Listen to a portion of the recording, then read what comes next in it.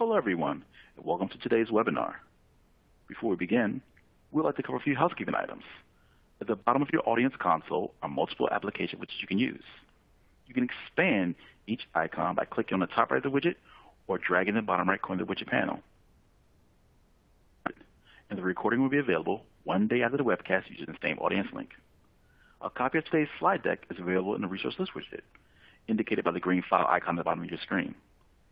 If you have any questions during the webcast, you can click on the purple Q&A widget and submit your question. We will try to address as many questions as possible during the event. We do capture all questions. Please click on the Help widget. It's a question mark icon that covers comments and issues. Now I'd like to pass it over to Diana McCollum. Diana, you have the floor. Good afternoon, everyone. Welcome to the launch event for the Pathways to Work Evidence Clearinghouse. I'm Diana McCollum, and I'm Project Director for the Pathways Clearinghouse. And I'm also Director of Research and Evaluation in our Children, Youth, and Families Division at Mathematica. And we're just so honored to have such a strong showing for this event and to see so much interest. I acknowledge that the work that we're doing, it seems like it's very timely given the current economic climate we're in, the challenges we're facing with the pandemic. And, we recognize that there's likely a strain on administrators and employment service providers as they're helping to help their clients find work. And so today what we want to do is highlight how Pathways can be a helpful resource to administrators in that effort. And we'll do that by walking through the website to give you a glimpse of how to use it and by drawing on the experiences of our panelists. So I just want to acknowledge the broader team that's been leading and involved with this work. This project is really the vision of our project officers at the Office of Planning, Research, and Evaluation, OPRE, and they are Kim Klum and Claire DeSalvo. And today I'm also joined by another person from Mathematica, our principal investigator, Dana Rotz, who's going to be part of our Q&A session. And Mathematica has been conducting this work in collaboration with our partners on this effort, MEF Associates and Hager Sharp. And together we represent a team of researchers, communication specialists, website and user experience experts, and folks that are really pouring into the implementation details on different interventions. And we brought that experience to bear to create a website that's really user-friendly. So that has been our goal from the outset. And over the course of working on this project, we've had the pleasure of just engaging with a variety of stakeholders. And specifically, that's TANF administrators, employment service providers, and representatives from other community-based organizations, researchers and policymakers, sort of all together to pull their input into this systematic review effort and website. So we're just really excited to have this together and kick off the website launch. Right. So this is just a brief overview of the agenda today. We'll start out with some context and background on the clearinghouse and some opening remarks and reflections from OPRE. We'll do a demonstration of the website so that you get a sense of different ways that you can use and search on the website.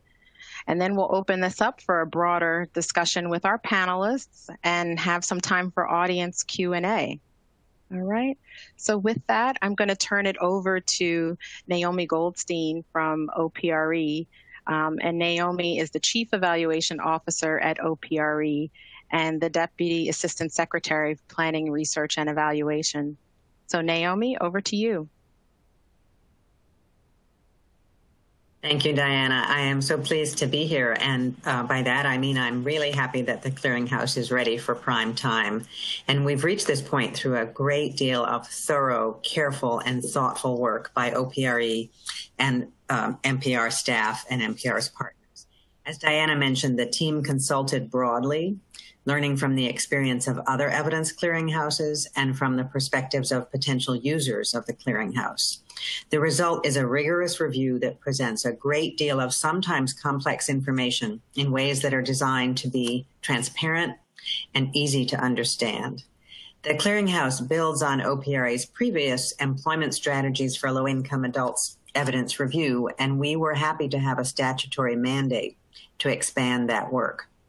The Clearinghouse is meant to be a resource for practitioners, policymakers, and other stakeholders. And in order for it to be useful, potential users have to know about it. So it's really gratifying that so many people are online to participate in this event. We had about 900 people registered. I also want to thank our panelists for helping us formally kick off this resource, and I look forward to the conversation. And I will hand it back to Diana. Great. Thank you, Naomi.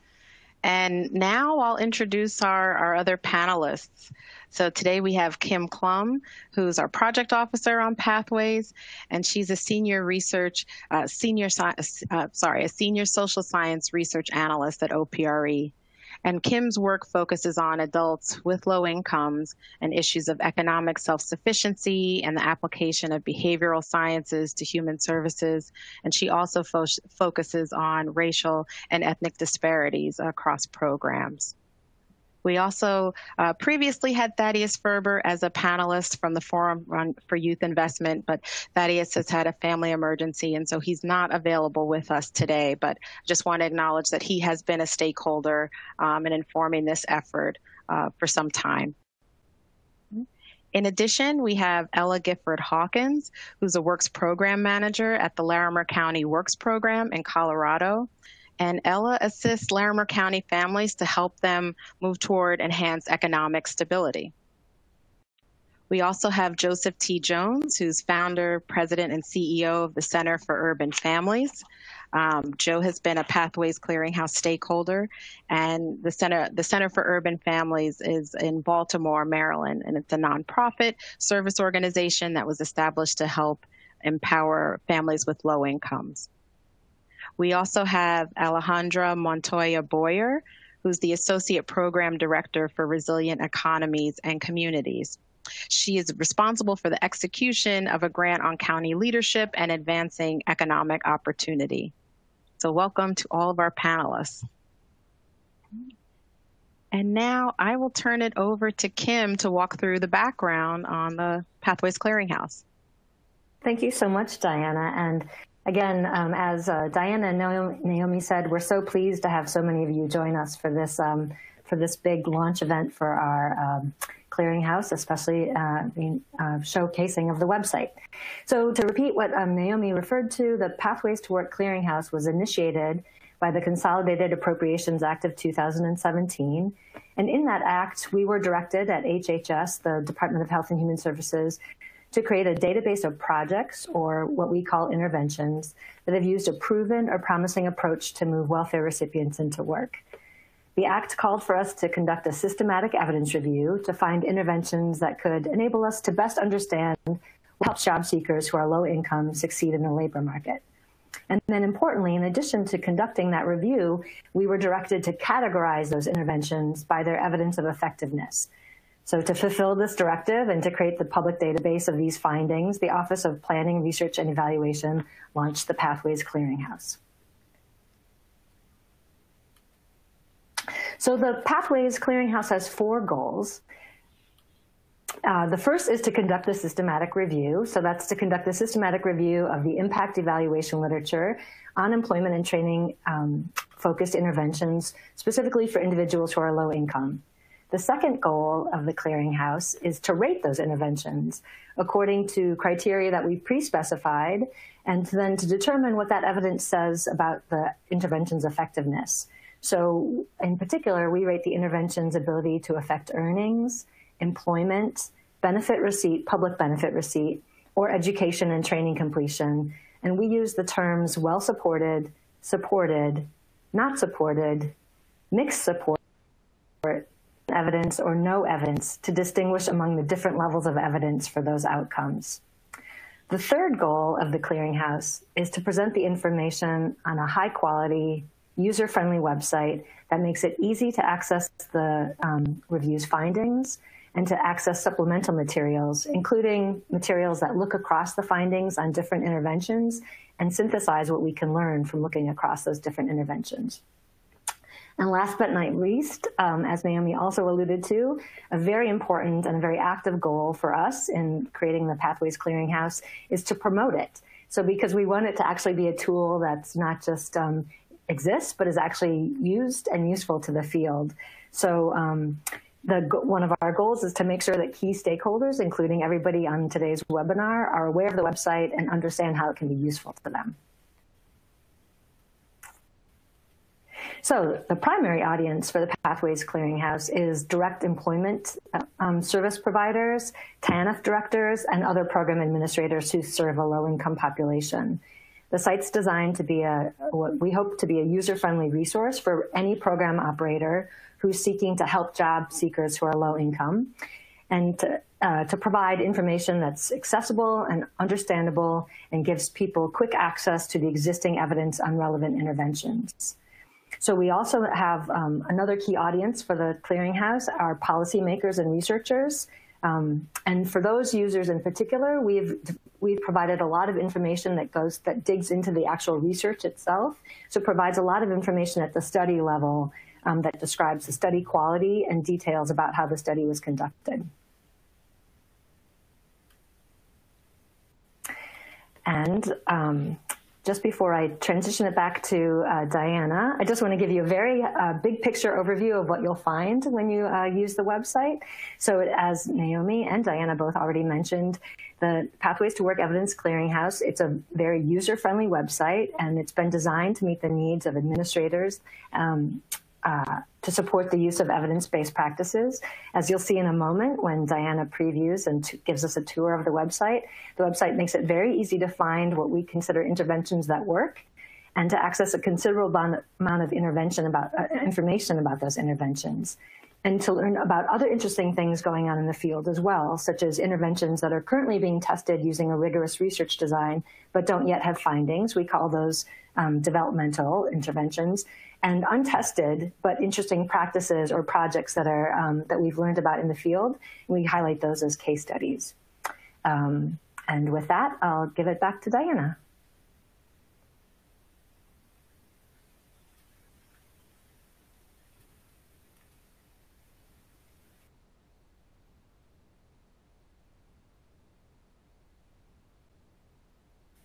Diana, you're on mute. Thanks, Kim. So I've transitioned over to the website to give us all a demonstration, and hopefully you all have had a chance to take a look at the website, but I'll walk through some highlights and give you a sense of some of the intended features. All right.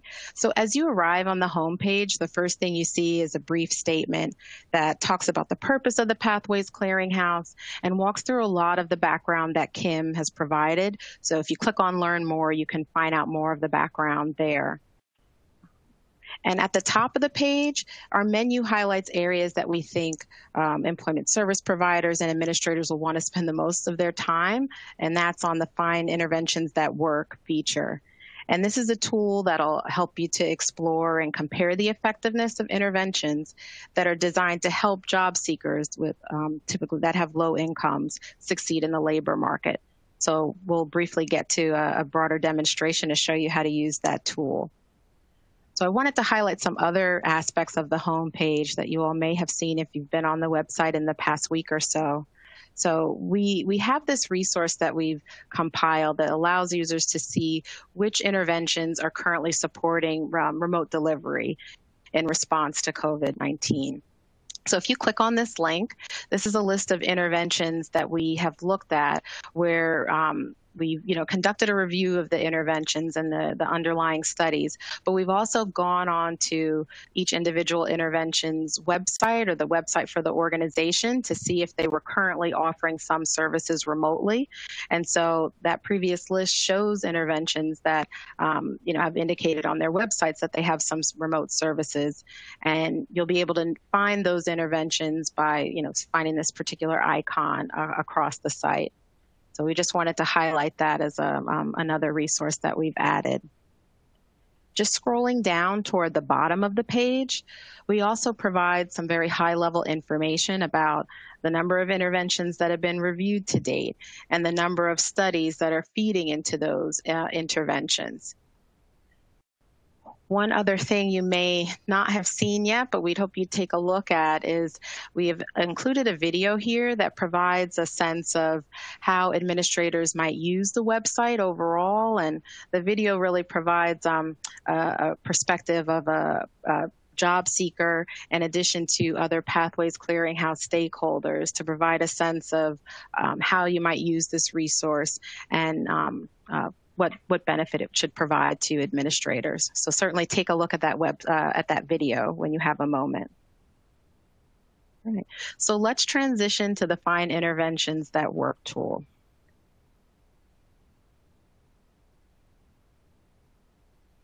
All right.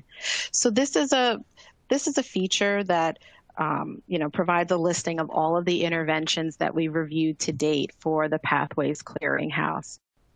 And so one of the first things you'll notice on this page is a key for the effectiveness ratings that are used by the Pathways Clearinghouse.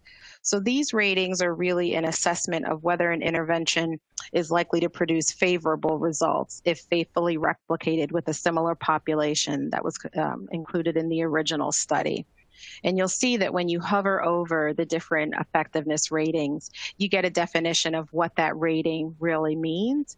And so if you hover over the supported rating, for example, this is showing that essentially when you see the supported rating for a particular outcome domain, it means that there's at least one study of high or moderate quality that has favorable findings. Right? And you can see that for each of the icons. If you hover over, you get a more robust definition. And you can also pull up that information, those definitions, by clicking on that hyperlink that connects you to the terms. All right. So next, what we want to highlight on this page are filters that help you really drill down to some of the questions that you might have, particularly as an administrator if you're looking for different interventions. So these filters here select the outcomes you want to improve, select characteristics that describe your clients, and select services that the intervention should provide are ways that we've identified to help give you a start to finding different interventions. So let's walk through a potential example. Suppose you're interested in looking for interventions that have been evaluated that have shown that they've increased earnings and increased employment. So then you could just click on those options within that filter, right? But you also may know more or have more specifics in mind when looking for a particular intervention. So for example, among many characteristics that may describe your clients, one that may stand out to you, for example, is that you have many clients that are parents. And so you'd click parents to make sure you're identifying interventions that specifically targeted parents, for example, right? And you may also have a sense of the kinds of services that you're looking to provide and want to get a sense of the available evidence for those services. So let's walk through an example where you may know that you want to look for interventions that use work and work-based learning approaches. And by clicking that filter, the search will provide you with interventions that use any of these approaches. All right. So you can use the search and by selecting apply. And you'll probably have noticed we had 161 interventions within the Pathways Clearinghouse, and this whittled the list down to 49. And so this provides a sense of all of the interventions that meet the criteria that were specified, but the interventions, additionally, they're listed alphabetically by intervention name. You might want to sort by the number of characteristics that match the population or services characteristics that you had highlighted. So you can sort by that so that the interventions that are coming up at the top are really the ones that match the most characteristics that were identified. And you can see that, the search bolds those characteristics that you selected. So we said we were interested in interventions for parents and that had work and work-based learning experiences. So those are bold. But you'll notice that for each intervention, what pulls up is a snapshot of the intervention and a sense of the effectiveness ratings across the 4 outcome domains that Kim mentioned previously. Okay. So just scrolling down this page, let's take a look at one of the interventions just to get a sense of the additional information that's provided. So this is a page that's typical of many of the interventions on the Pathways Clearinghouse site, and that we provide a bold statement that that describes the goals of the intervention and then the population served. And then also we have a paragraph or two description that talks about the services that are provided in a given intervention and highlights sort of the duration and service intensity and the staff that were involved in delivering the intervention.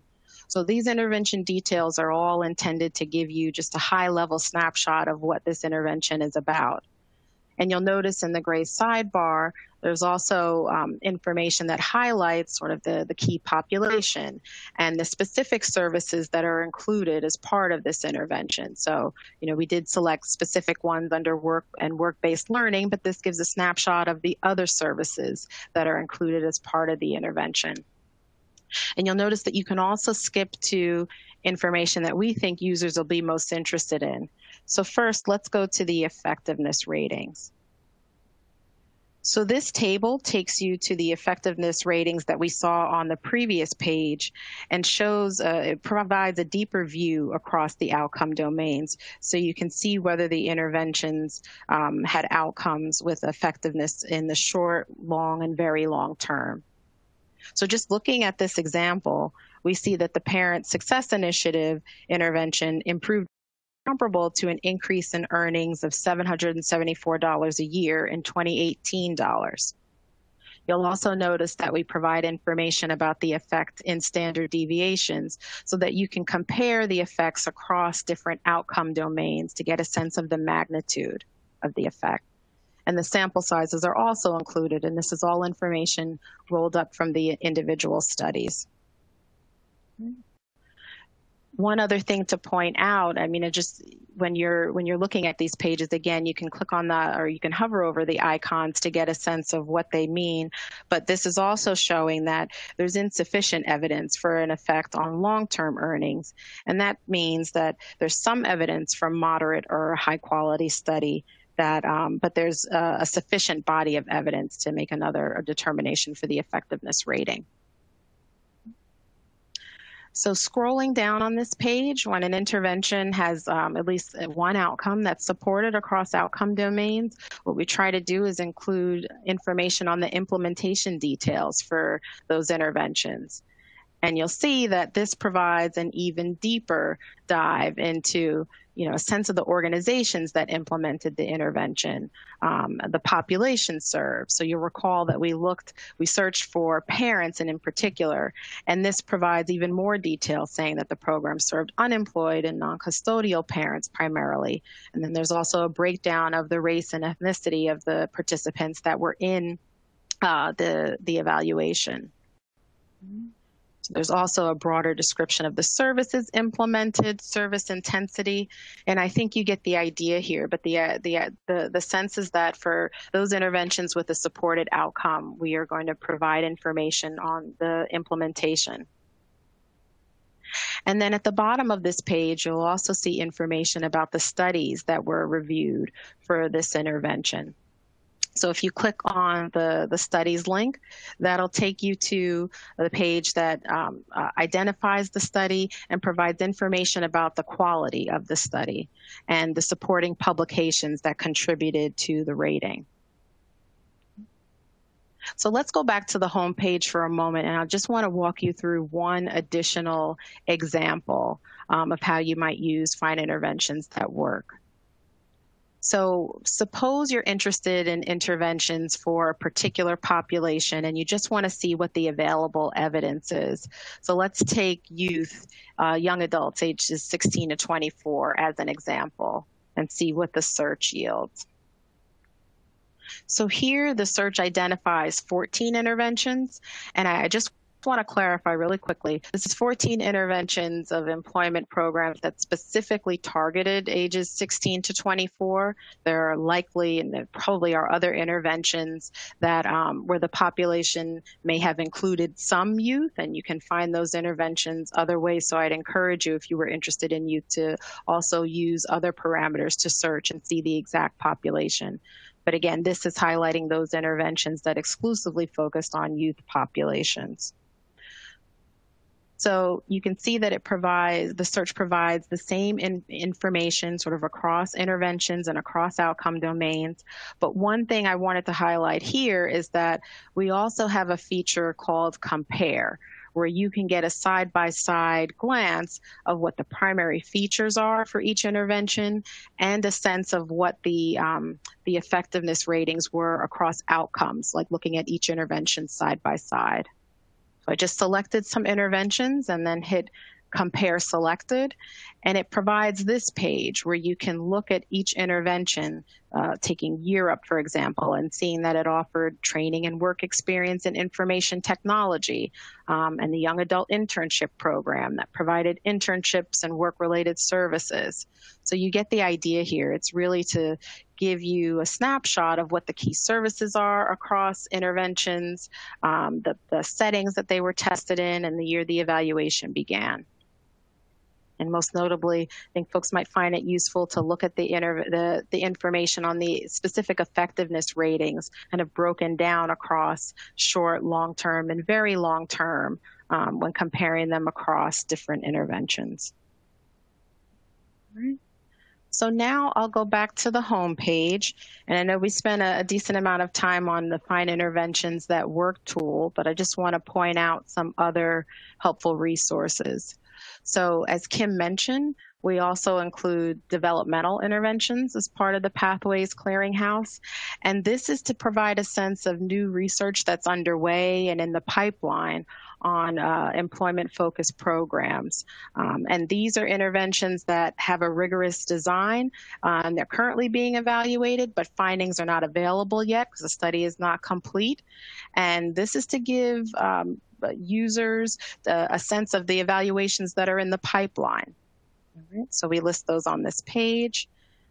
We also, as another resource, I know many folks may be interested in seeing the specific protocol for the Pathways Clearinghouse that describes the study designs that are eligible, the methods and procedures that we use to review studies and for grouping studies into interventions. So you can access that PDF as well if you're interested in more details there. And finally, one other resource that we have, which we will continue to add to, is information on case studies.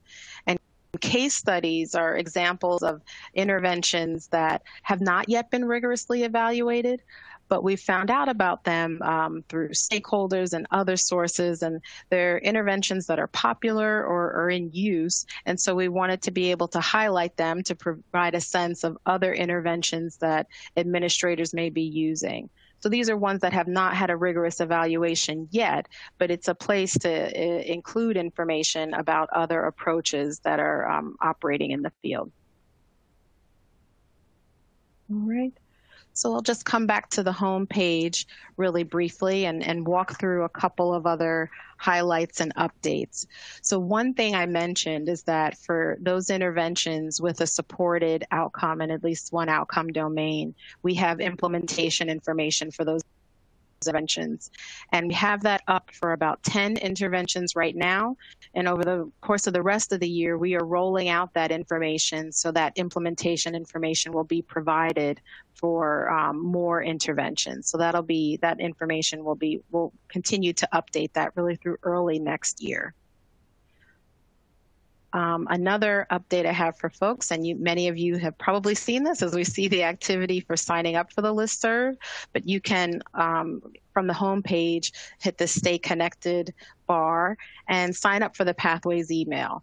And the kinds of email updates that we will send could include information about, for example, when we have another set of implementation details added to the website, or when we sort of update and add new reviews and interventions. And one additional thing to mention that we highlighted in the beginning is that we are continuing to review studies and interventions for the Pathways Clearinghouse on an ongoing basis.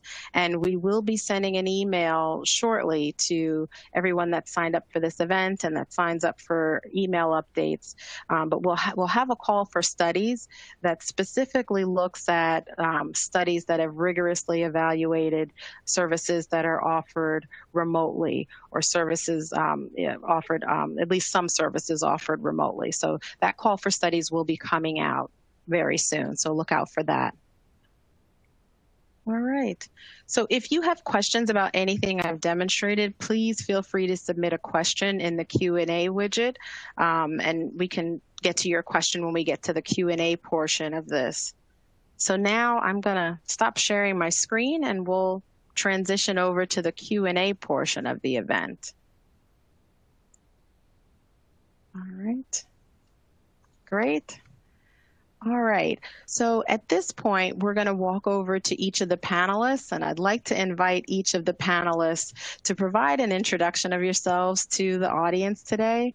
And really, I'd like for each of the panelists to talk about your current role and how evidence is involved in decision-making and times when you've sought trustworthy information about evidence, about what works. So let's start with Naomi. Thank you. So as mentioned in the introduction, I'm the director of the Office of Planning, Research, and Evaluation. And so I oversee the talented people who have done this work. In addition to informing the field of policy and practice, an evidence review like this is also a really useful tool for research planning because it can illustrate where there are gaps in the research. So it's not perhaps the primary purpose of the review, but it is certainly a major useful facet of the review. And then this is not directly in response to that question, but well, maybe it is. So I just wanted to say that one of the things that I think is extremely important about a systematic evidence review like this is its systematic nature. So when we've aimed to be very transparent about the rules and procedures and criteria that lead to the ratings in this evidence review. So that means when you look for an assessment of the effectiveness, of the evidence of effectiveness on a given intervention, you're not getting somebody's subjective expert opinion. You are getting a review of the evidence where all the interventions and all the studies are looked at on a level playing field. And sometimes that does lead to different assessments from other reviews that use different criteria or from more subjective assessments of the evidence of an intervention. Some interventions are famous because they've had a lot of publicity, but they don't necessarily have the evidence to back that up. And other interventions are less well known but have strong evidence. So in a systematic review like this, you can be confident that all of the studies and all of the interventions were reviewed using the same rules. Thanks, Naomi. So Ella, I'll turn that same question to you. So we started using the concept of evidence-based information. Oh, let me step back. Ella Gifford-Hawkins, Larimer County Works Program Manager. And so that means that we serve individuals who are receiving temporary assistance for needy families. About 7 years ago, we became kind of discontent, thinking that we could do a better job of how we were providing program services. We were introduced to Mathematica and they provided technical assistance. But really what that did for us is it opened the doors to a much larger world of research and evidence-based practices. The way we use it, we look at the information and then we look at the problems or the challenges that we have. And then we try and figure out how we can do step-by-step improvements on the services that we provide. Because we're a large county in Colorado, but relatively small, maybe compared to some other states, we didn't want to overwhelm staff with change. So using evidence-based information and practices allowed us to control the pace of change and make decisions about what did we think would be the best change for us to manage in an environment where you have staff who are extremely busy meeting with folks, doing a lot of data entry, paperwork, things like that. So it helps us save time if we have information about evidence-based practices. And we use that on a regular basis now. And if you had told me 7 years ago that the way I approach problems and the way we look at the world of program services would change this drastically, I probably wouldn't have believed you. We use it on a regular basis. We also would look at other pieces of the clearinghouse. That would include the case studies, because some of the practices we want to change might be, say, smaller in nature. So all of that information is helpful to us. That's great. Thanks, Ella. So Joe, I'll turn the same question over to you, and you can start with a brief introduction as well. Sure. Hello, everybody. I'm Joe Jones, founder and CEO of the Center for Urban Families in Baltimore. Our tagline is helping fathers and families work. And, first of all, Diana and Naomi and the entire teams at OPRE and at Mathematica, it has been an honor to be one of the stakeholders with others that have met and worked through and made suggestions. It's not easy bringing practitioners and researchers and policy makers and wonks together, but that process, and particularly the way in which we establish boundaries around mutual respect, that had each discipline able to contribute equally. And I know sometimes I can stress the envelope, so it's great to be in a space where you can think freely and get slapped back a little bit, and then you come up with a product that is a result of the clearinghouse. So thank you all for that. For me, it's, we work with folks who are very, very vulnerable, particularly at the beginning, at the time that they access services, and they're looking for an opportunity. And sometimes, particularly as a practitioner, you can feel like you're doing the very best. But it's not always evidence informed, it's evidence feel good. And so having an opportunity to have a site like the Clearinghouse where I can use information that helps me to inform program design on the front end, and to have a trusted source. We're in the age of information overload, and not all information is trustworthy. And so having access to that kind of information that's evidence informed, is systematic, it is, again, coming from a trusted source, allows me to have the information I need to think about programming up front. And then lastly, it's thinking about, once you're into program operations, we're in the midst of, trying to make a lot of change in the lives of people, and being able to have information available to make mid-course adjustments in programming as you come up against new challenges and new opportunities, and have that evidence at the ready to help inform the decisions you make, even in the midst of a current intervention. And so for me, that is the value of, how I use evidence and the value of the Clearinghouse tool. That's great. Thanks, Joe. And last but not least, I'll turn to you, Alejandra. And just for everyone in the audience, I'll just remind you of the question. So panelists are giving a brief introduction to themselves, but we're asking panelists to reflect on how evidence is involved in their everyday decision making, and to offer up examples of how they've used trustworthy information about evidence for particular interventions, and to just give some examples of times they've done that. So Alejandra, over to you. Thank you. I'm Alejandra Montoya Boyer, and I'm the Associate Program Director for Resilient Economies and Communities at the National Association of Counties. And we represent the 3,069 counties across the country. As a member organization, our entire job is to be a conduit for tools and resources like this. So using evidence-based practices and finding these solutions is my entire job. And my goal is to be able to provide resources like this for our counties. And because we work with such a diverse membership, small counties, mid-size, large counties, all with very unique challenges, in supporting low-income job seekers and workers and families.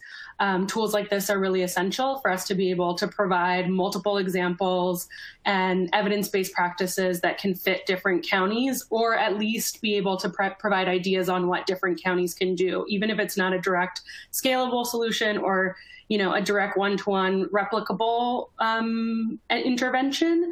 Counties can still take those ideas, translate it for their own needs, and provide resources for their residents in an effective way. We do this across all of our practices.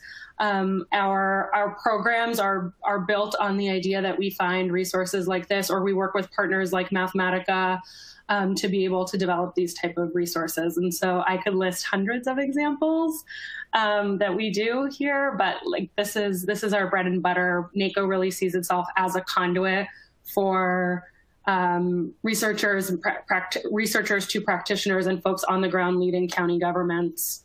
So I'll stop there so we can get into the actual questions. That's excellent. Thanks, Alejandra. I think we have really wide representation across this panel, and we'll just jump right in with our questions. So the first one, and I'm going to pose this to Naomi, it's really thinking about the fact that systematic reviews and clearinghouses are really prevalent right now.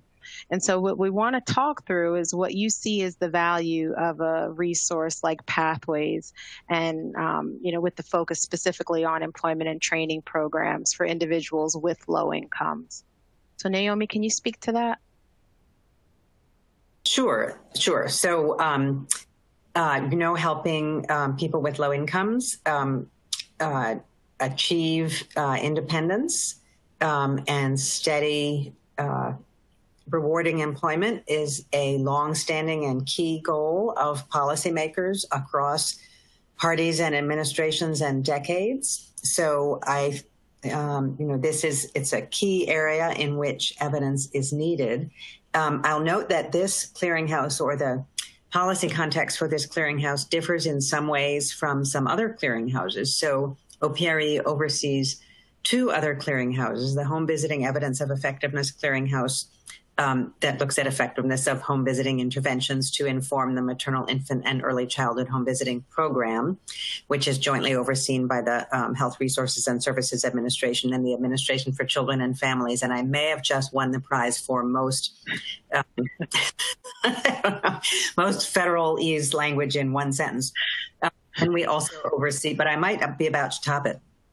We also oversee the Family First Prevention Services Clearinghouse that informs the prevention services that are, per legislation from a couple of years ago, now reimbursable by the federal government. And a key difference between this clearinghouse and those clearinghouses is that those two clearinghouses determine what interventions are eligible for federal reimbursement. So in both of those contexts, the statute limits some of the federally available funds to those interventions that have been found effective through a systematic evidence review. This clearinghouse is for information purposes. So, we hope that policymakers and practitioners will use the information here to choose interventions that are both proven effective and appropriate for their context, but there is no money attached to the finding of effectiveness. So one possible implication of that is that the level of scrutiny might be it may be just as high, but it won't be as emotionally charged for this clearinghouse as for the other two that we oversee. I'll stop there. That's helpful, Naomi, and it's a really important distinction that this clearinghouse is not tied to federal funds. It's a question we've received other times, so that's helpful. All right, so we'll move to a question that really is intended for Ella, Joe, and Alejandra. And this is about the way that you currently access information about what works for employment programs, specifically for individuals with low incomes. And if you can just speak for the audience about how you think the Pathways Clearinghouse site might help others in their work specifically. All right, so we'll start with Ella. One of the ways that I think it will help is that it consolidates information. Speaking for myself, I subscribe to a number of email newsletters, I go to conferences, I listen to webinars. And when you think of that and trying to compare and contrast the information that you're getting, that means that you're doing that individually. When you have the clearinghouse, you can use the tools on the clearinghouse to compare and contrast that information. It can also spur creativity because there will be ideas on the clearinghouse that maybe you had not considered. So when you have something in one spot that has ways of sorting, finding information, and it's focused on employment, it can save time, it can spur, again, creativity, and it becomes a useful tool that is easy to use. That's great. Thanks, Ella. So Joe, to you, the same question. Yeah, it's kind of an interesting question given, my comments prior about, information overload. And, I'm connected to a number of networks and individuals. Historically, we've had university partners, but the information can be so diffuse. And with limited amount of time, now that we've accelerated into COVID, it seems like, Zoom calls are back to back to back. I don't know if we have time to exhale anymore. And so for folks who are really, really, really busy in general, and more so now, trying to identify information that is, scattered, it takes time to navigate, that you really need a basis for something that's going to attract your attention and generate the kind of personal interest for you. Each of us have different learning styles. And so, it's really important that we think about, at least for me, we think about what becomes more efficient for you in searching. And so the clearinghouse site, it does have a bit of a gaming feel to it. You know what I mean? For people who have that particular interest, I'm not a gamer, but I have folks in my family who are gamers. And when you look at the site, and I'll be honest with you, I've brought my kids into the clearinghouse to allow, because some of them are geeks and they love this kind of stuff, right? They don't necessarily know the subject matter per se, but they do know what a well-informed site looks like. And so, having this tool that will allow me to spend less time in multiple sites is what is a key feature, for me. And then the other thing is that by nature, I'm a fatherhood practitioner that has a very keen interest in helping fathers and families achieve stability and economic success. And I'll tell you, there's one feature, this is kind of personal, right? When you go into the search function and you type in the word fatherhood, it takes you to all of the key interventions that have informed the field, from informing Congress to informing government leaders at the state, local, and federal level, to informing the field in general. That, for me, was one of the highlights of seeing the site populated. And so, think about what your particular interest is, type it into that field and be surprised at what you come across that is well defined. The effectiveness rating is a highlight because it's user friendly, and it allows you to be able to have access descriptions of particular titles that make it less complicated for you to spend time trying to figure out what it is trying to define. Yeah. That's really helpful, Joe. And I like what you were saying in the beginning, too, about this being, really a central resource in a time when, I'm sure administrators are always busy, but you talked about the nature of things right now. And, it reminds me of a conversation Ella and I were just having at the beginning of this, thinking, people might, be interested in looking for information on interventions that were offered remotely, right? And so I mentioned that call for studies. We want to be able to review the literature on any interventions for employment and training purposes that have been implemented remotely, so that we can be that resource there for, pushing out more information about what folks are interested in.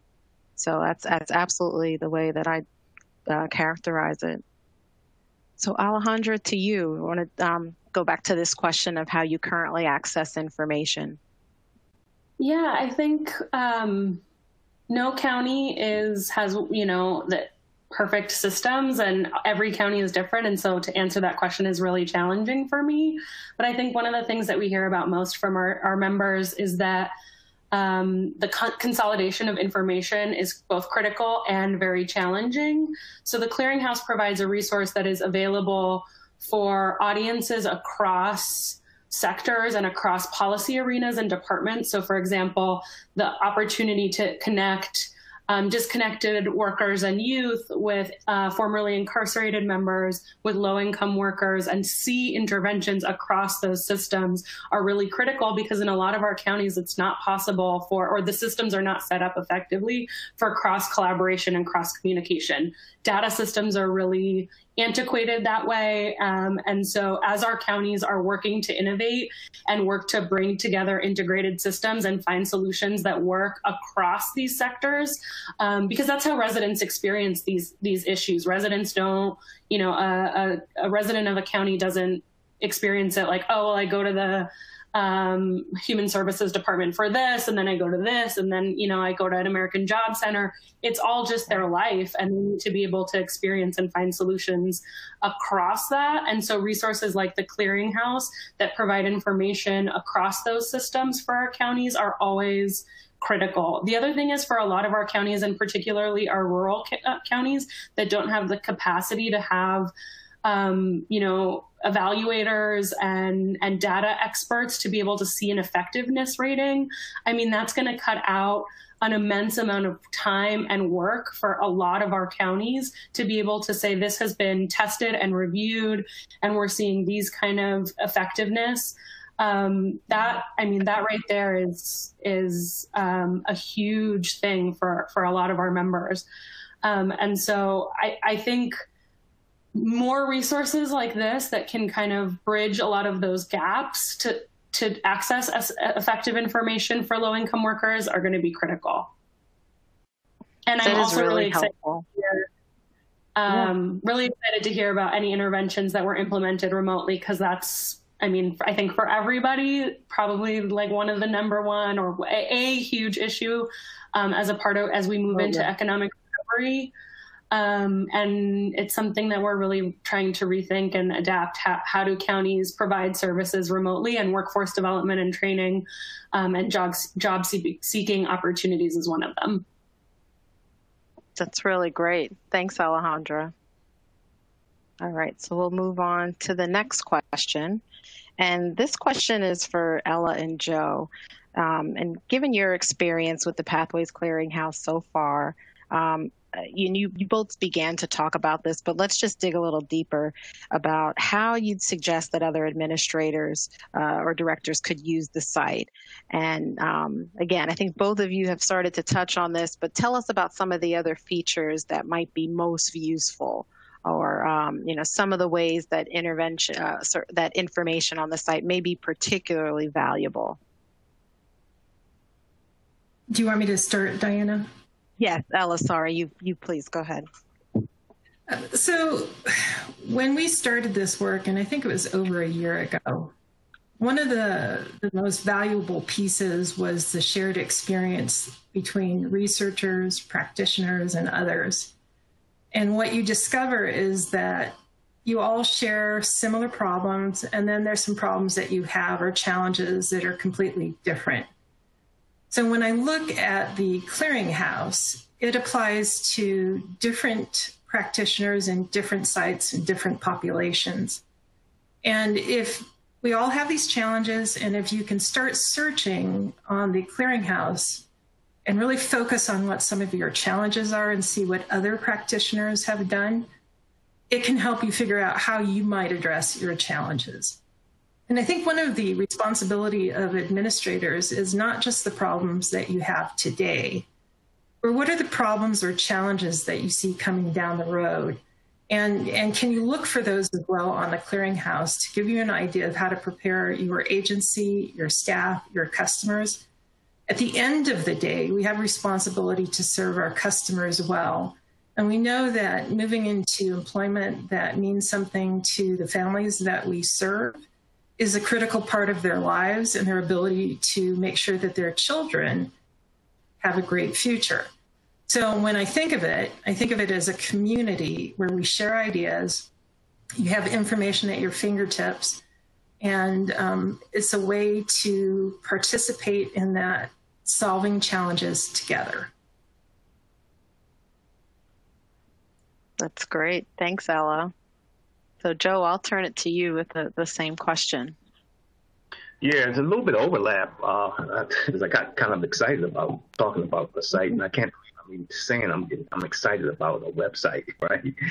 But, so much has gone into this, and particularly because it's a tool to help people who are economically aspiring, who need, in some cases, they need a lot of help. In some cases, it's just a little bit of a push. In some cases, it's just access to information. And administrators, for me, I think about the tool being something that, even if I don't have the time, I would really strongly suggest to administrators that you dedicate a little time, an hour or so, pull that time away and just get familiar with the site. Spend some time going through it. And then thinking about, team members who you have who could serve sort of like as a co-pilot with you. I think sometimes we're given too much reverence for the positions we held, and sometimes that's a good thing, right? In this instance, I think it could be, a tool that could be used to really incentivize team members to get familiar with the site and ask them to brief you on what they learn about the site. I think about holding team meetings where, I dedicate some time to having my team go through the site together, since it is about providing information that helps inform decisions we make around the population we care deeply about. And, the other features on here that are, they're complementary to the main purpose of the site, but it's the glossary of terms. It's the frequently asked questions site, right? It's that compare site, right? And, in this space that we're in, where we're really challenged to really think about the authenticity of information and credibility, right? And this source has to be a credible messenger as it relates to evidence, right?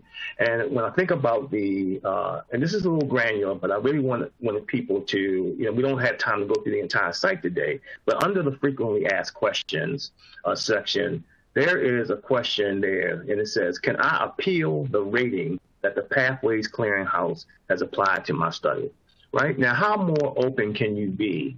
And the answer to the question gives people who may have a question about about their study, some recourse. And that helps to build credibility to the site, right? And I think it's those kind of features that are really helpful in the long term that will allow more and more people to feel like this is a legitimate site.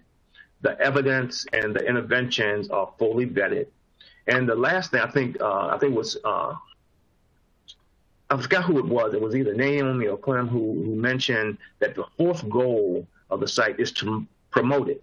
And all too often, we develop tools, strategic plans, and other products that are really meant to help intentionally, but they kind of sit, and we don't do as good a job of making sure that the community, whatever the community is aware that it exists, and to walk people through it like we're doing today. So that's sort of like, my experience, with the site, so far. There's quite a number of features, right? But it is that kind of site that when you go to it, you sort of like have a good experience. And when you leave it, you remember you had a good experience and you want to come back to it at some point. And I don't know about you, but if I go to a supermarket and I don't have a good experience, the likelihood that I'm going to patronize them again is slim and none.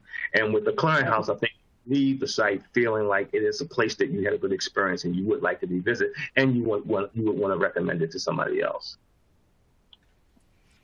Thanks to you both. And something real quick. Oh, yes, please. So I would like to echo what Joe said about frontline staff. I assume that's what he was talking about. I think really to implement change, you have to involve your frontline staff, and they are often the first to identify some of the very challenges that we seek to resolve. The other part that I would talk about on the site is what you talked about earlier, implementation. Folks often talk about what in theory it takes and the results, but the people who actually have to implement those changes in practices, we need more information on that, so that helps, because at the end of the day, if you don't implement well, none of this information is going to be that helpful. That's really helpful, the points that you both are highlighting. I mean, Joe, I think you talked about sort of the nature of the site, being that it's systematic, that everything is very transparent, and just highlighting that there's a process for if you're interested in having your intervention review, that is a systematic process as well. And we have really tried to make information available on this site so that folks can see, how transparent, get to know how transparent the process is. I just wanted to address some other questions that I think have been coming up in the Q&A that seem really relevant to what we're talking about, right? So this website is a public site that everyone can access, just for the reasons that Joe and Ella have mentioned. And the review is systematic in our approach to our search for the interventions to review, and in addition to the information that we provide across interventions. That was a major point that we wanted to embed in the review process and then on the site as well. And I think some other questions are coming about this, but we wanted to make sure that and part of this is being a systematic review, all of the reviewed studies needed to meet certain criteria. And the criteria are really spelled out in the protocol. If there are more specific questions about the criteria, we're happy to address them in the Q&A as well. But just wanted to highlight that point. But before I take up more time, let's go ahead and continue with some of the other questions that we have for the panel. Diana, could I just add one thing to what you just said? So please. This is Kim, and I just want to add, because I was also seeing those kind of questions in the Q&A, which is just really great. But just to kind of build on what Diana said, the process that we use to review the information is very systematic, very transparent, and we're very rigorous about the objectivity of our process. As Joe also mentioned, we have a process where if somebody who had a study that was reviewed in our review wanted to question anything about how we reviewed it, we're very open and we also have a very transparent process for how we conduct that review. But I did see that in the question, some people are asking, how do we get the information about what studies or what projects or interventions to review? So our team, Mathematica, does a very systematic search for information, but we also are very happy to get information from the field. So we do a very kind of rigorous and systematic approach to trying to get all the information we can about the research that's out there. But we're also want to make sure that, we might not be able to find everything. So if there's interventions or projects that you know about that you'd like to submit to us, you can email it to our email address, which is on the website, and we review them in kind of timely batches. We don't review them on demand. We review them kind of when we have a kind of set period of review. But please, we'd love to know more about things that are going on in the field. Thanks, Kim. And because I see this coming up, this is a really quick thing to address. So that folks have it, the URL to the website is pathwaystowork.acf.hhs.gov. And we'll flip to that at the end as well. But I wanted to make sure that folks had that at the ready. All right. So let's move on to the next question. And this is for Joe, Ella, and Naomi. And this is, we have talked about it, I think, in the beginning, and each of some of the questions that each of us have addressed. But, COVID-19 has obviously significantly altered the way many practitioners offer their services now. So we want to talk a little bit about how resources like the Pathways Clearinghouse can be a useful tool as administrators are making decisions about services, and how you think that might be the case. So let's start with Joe on this question. Yeah, I think, my first comment is, coming back to, I think, your opening comments, Diana, where you mentioned on the homepage, there's that link to interventions where folks are currently providing resources during, services during COVID. And I know for us, there was no playbook for what happened when COVID hit. We exist in a community, and we had to quickly come together to develop a remote operations plan just to make sure that we could continue doing business from an administrative standpoint.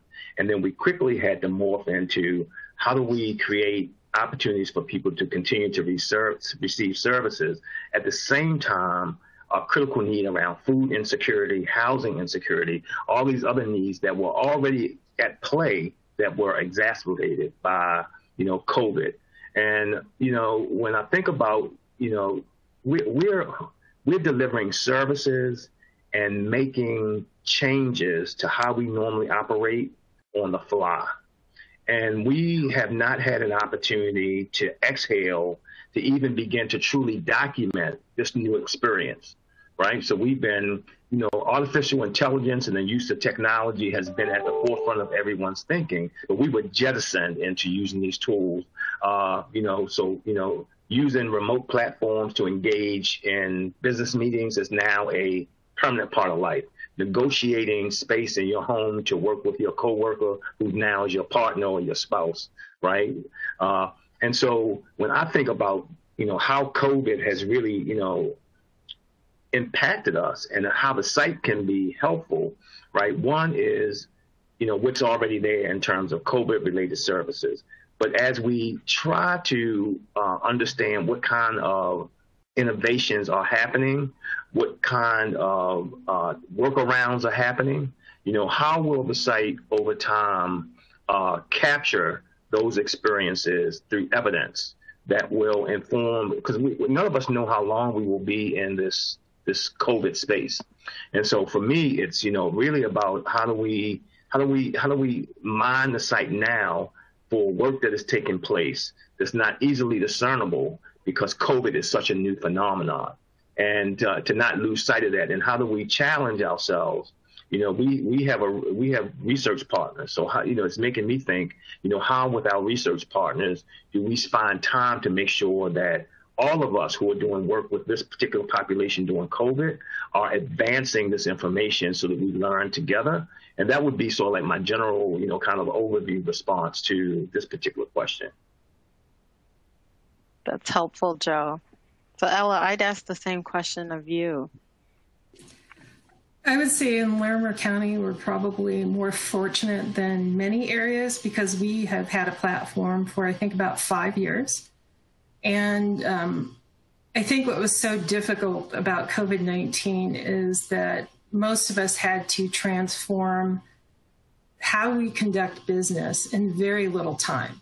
So there wasn't time to prepare staff maybe the way we wanted to. There were questions about technology, access for our participants or customers. So you have this massive change.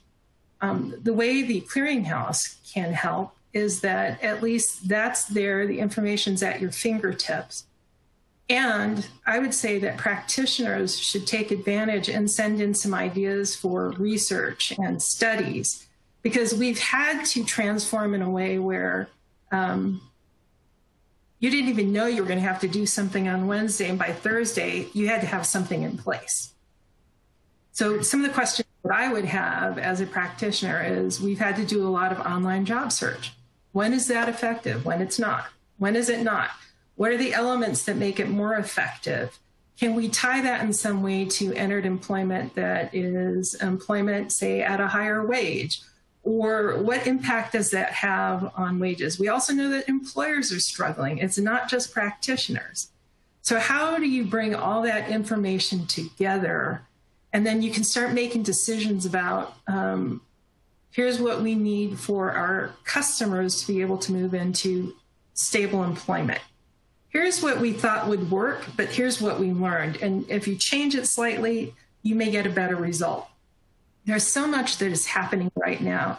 If we could capture some of this, even in case studies, and then they go on to full-blown research projects, that would be great.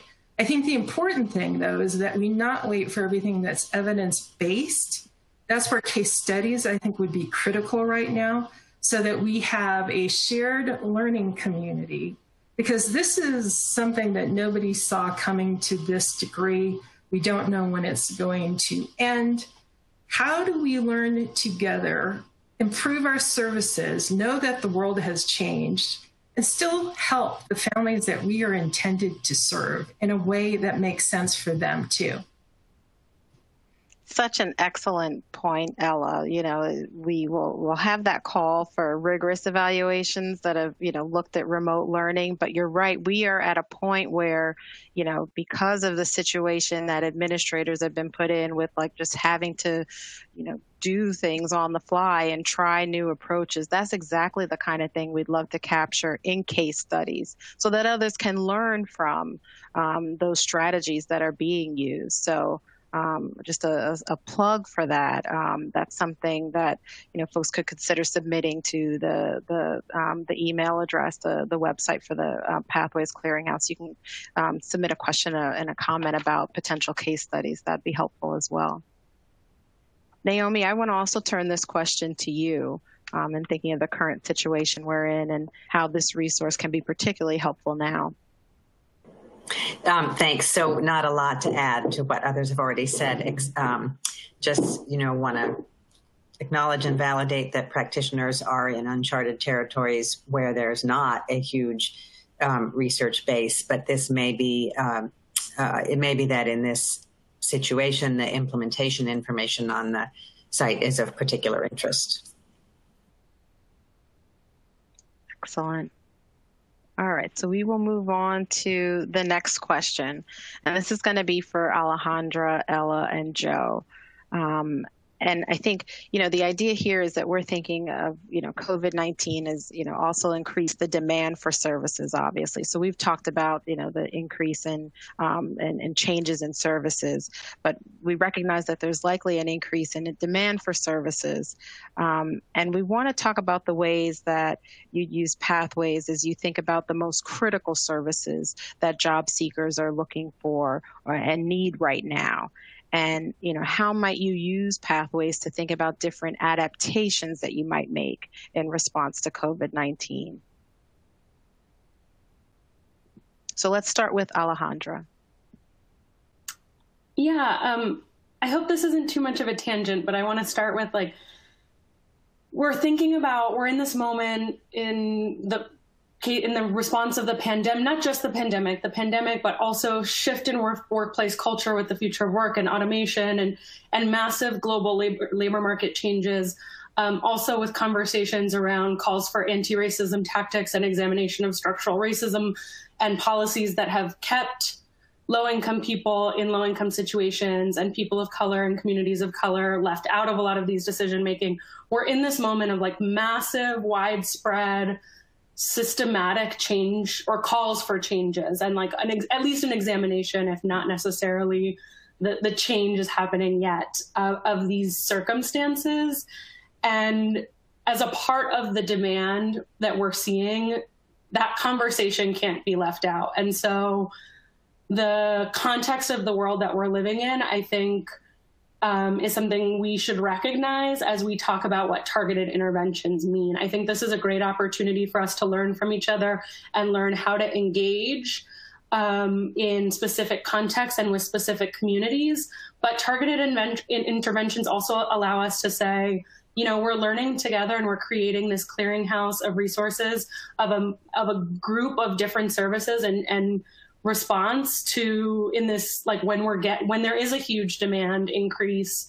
But we also have to recognize and reconcile that even the best of targeted interventions are only going to be successful in specific contexts. And we have to find ways to translate them for larger contexts and connect them to those bigger, broader conversations. And so I don't want to take us down that tangent, but just that recognition of how we approach this work, I think, is critical. And so when we do talk about adaptations to on-the-ground support systems, I hope that involves kind of recognizing the context and then finding these opportunities to learn together, knowing that it's going to take an ongoing iterative process where we have resources like the Clearinghouse that provide kind of specific examples and interventions, but also get us to a place to think about what are the next steps? How do we create more scalable solutions? How do we translate these?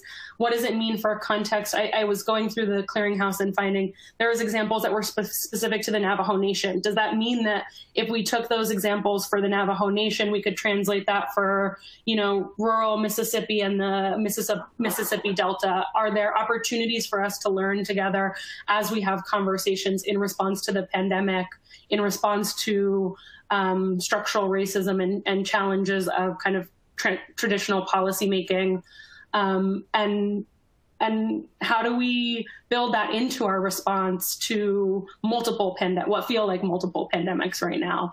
And on top of that, I think the recognition that we put a lot on our practitioners and our on-the-ground folks. There's a lot that are being asked of our service providers, and so resources like this also provide, we hope can provide some alleviation to that burden, so that I think Ella mentioned this in Larimer County, that capacity and job roles are already being tested and burdened, and so resources can help prevent that a little bit. And so as we see increases in demand, my hope is we see more resources like this to be able to lift that burden off of county employees. I hope that wasn't too much of a divergence from the question. No, not at all. You talked about important pieces of context that we want to lift up as well. So this was really helpful. Ella, I'd ask you the same question. So I'm going to kind of go off my own tangent as well. One of the things that I think we could all do a better job of and getting more information is from the customers that we serve. When we have challenges, sometimes if we ask them first and we're able to gather case studies around what ideas customers have, it would save us a lot of time. So this is another plea for case studies, partly because I believe that COVID-19 has demonstrated our need to be nimble and flexible under very trying circumstances for all. And then there are others in our community who have even more trying circumstances because of racism and other things that are happening in our communities that have been spotlighted. They're not new circumstances. They're getting the spotlight. So I always think that there could be more case studies around what our customers would tell us are some of the issues. That is something that I would like to learn more about always. We sometimes forget that it's not just frontline staff, administrators, and others. There's a whole population out there that is experiencing this every single day in a different way often, because it is more challenging. And how do we learn from them? That's great. Thanks, Ella. And then Joe, the same question as well. So, this disruption that COVID has caused, both from a public health standpoint and from an economic standpoint, it is changing very fast. A dynamic that happens, it happens cyclically when we have changes in the economy and we have recessions or depressions or whatever you want to define them as.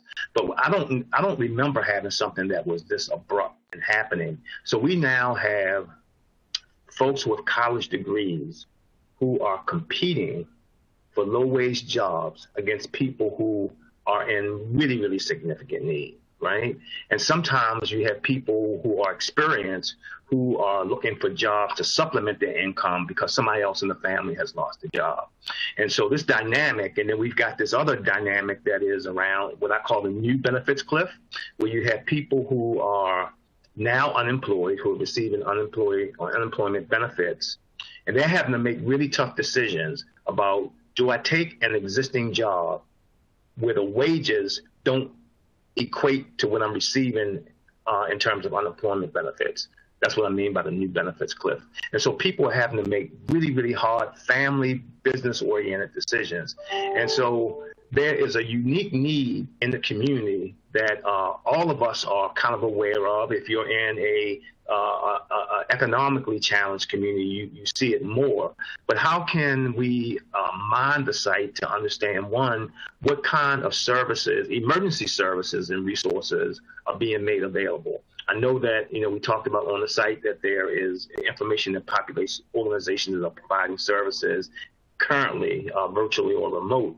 But, also what things are they doing to meet the immediate needs of people in the community that might not be evident on their websites because nobody's had the time yet to update a website to put new information on about a service that's being provided.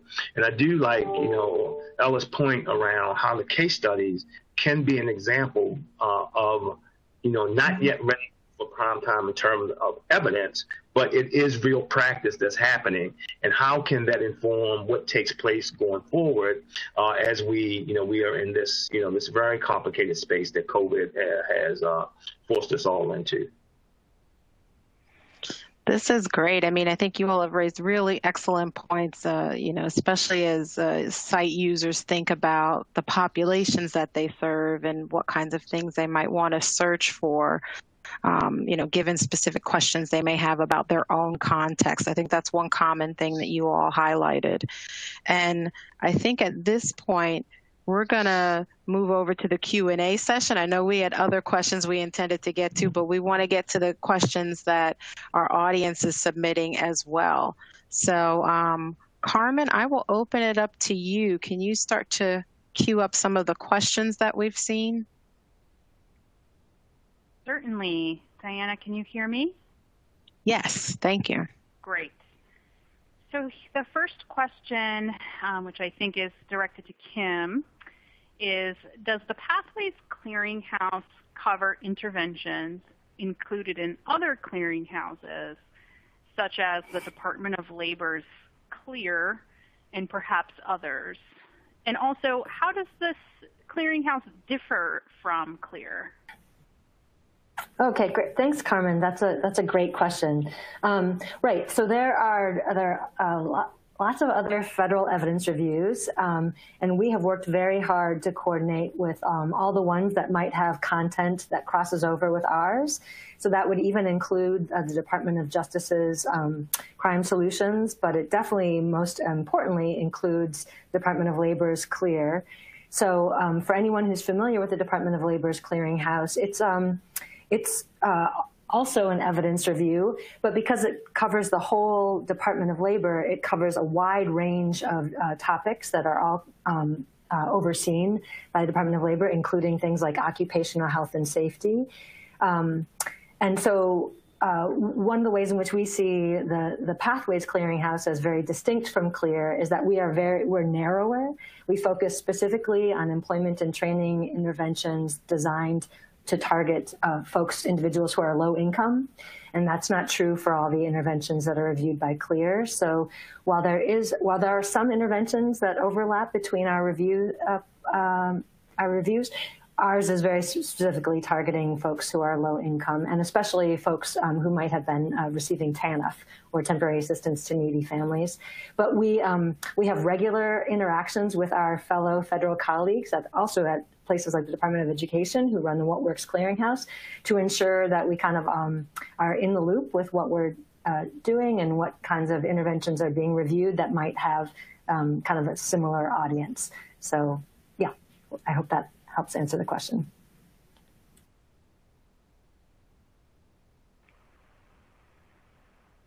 Great. Thanks, Kim. I'm going to move on to the next question. And I think this one is directed to Diana. Does the Pathways Clearinghouse include interventions that serve populations with disabilities? Thanks, Carmen. Excuse me. That's a good question, and I'd say yes. We haven't looked at interventions that focus on populations with disabilities, and one way to find those is to look at the Find Interventions That Work feature, and within that tool, within populations, you can select disability as a potential option. And I just want to pick up, I know we're not going to get to all of our questions, but other folks have asked similar questions about other populations that face barriers to employment, like those experiencing homelessness or mental illness. And my suggestion is to start with that filter as well to find the interventions that have been tested with those specific populations.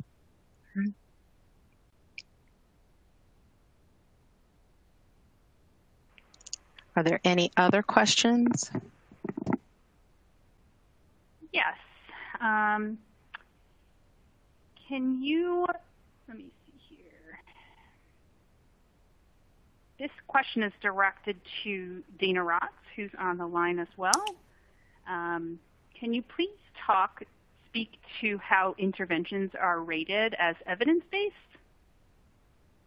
Sure, I'm happy to take that one. So what we do to determine whether an intervention is rated as evidence-based is we look at all of the different studies that looked at that intervention. We see, we rate those studies based on their study quality, and among the studies with kind of strong study quality, we look at the findings. And then we will assign a rating of well-supported or supported to the intervention based on the pattern of findings, whether they're favorable and statistically significant versus unfavorable and statistically significant versus statistically insignificant. And I do want to emphasize here that when we're looking at the good, the high quality studies, we mean the quality of the research design governed by things like attrition and whether the groups are similar at baseline or different at baseline. It's not all about the findings. We include both kind of favorable and unfavorable findings in determining whether something is evidence-based. We use some ratings, not necessarily evidence-based, but we have ratings that we assign at the intervention level for each type of outcome that a study looks at, and those are well-supported, supported, mixed support, insufficient evidence to assess support, no evidence to assess support, and not supported. If you want, the website has more details on the precise way that we assign those ratings and the precise criteria that we use.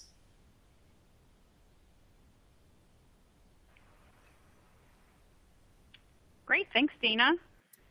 The next question, directed, I think, to Diana. Do any of the studies or the Pathways project as a whole examine the impact on employers? Right. So the studies in the Pathways Clearinghouse focus on the impacts on the specific populations of low income or workers that are that have low income. So that those are that's the population that we focus on, but not necessarily on employers.